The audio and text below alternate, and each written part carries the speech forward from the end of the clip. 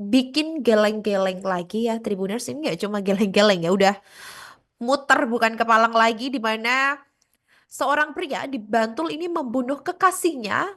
Dan ini yang membuat sick shock ya. Ini bahkan jasad korban ini disimpan di kamar kos sampai udah jadi tulang belulang, Tribuners ya. Kasus pembunuhan ini terjadi 6 bulan lalu di Bantul, daerah istimewa Yogyakarta, dan akhirnya terungkap di mana pelaku ini bernama Muhammad Rafi Ramadan, 24 tahun, warga Kapanewon, Kretek, Bantul, yang diduga membunuh kekasihnya Enggal Dika Puspita, 23 tahun, warga Kapanewon, Melati, Sleman, 25 September 2024 lalu. Jasad korban ini disimpan oleh pelaku hingga penangkapan sehingga saat ini menjadi tulang belulang. Dan motif pembunuhan ini diduga akibat cekcok antara keduanya. Sementara itu dikonfirmasi Kasih Humas Polres Bantul AKP Inengah Jeffrey Pranawidiana, kasus ini bermula dari laporan masyarakat yang menyatakan bahwa seorang perempuan sudah lama tidak terlihat sementara motornya masih digunakan oleh kekasihnya. Bisa-bisanya udah ngebunuh, jasadnya disimpan, masih sempat-sempatnya gunain motornya.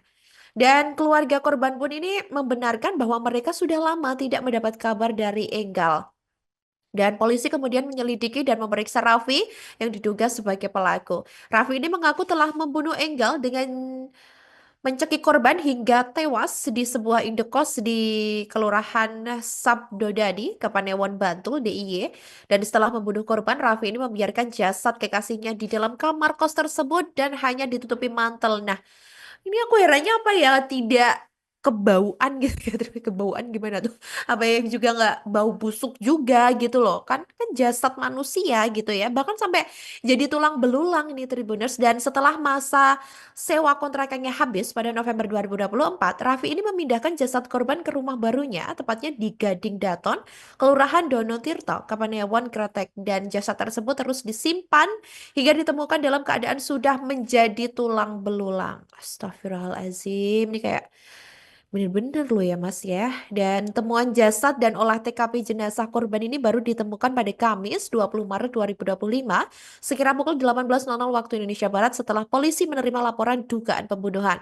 Saat ditemukan, jasad korban ini sudah dalam keadaan tinggal kerangka dan terbungkus dalam trash bag warna hitam.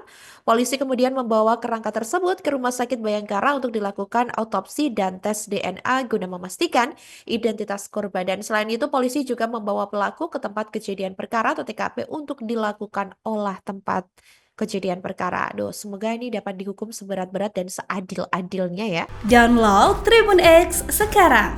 Menghadirkan lokal menjadi Indonesia.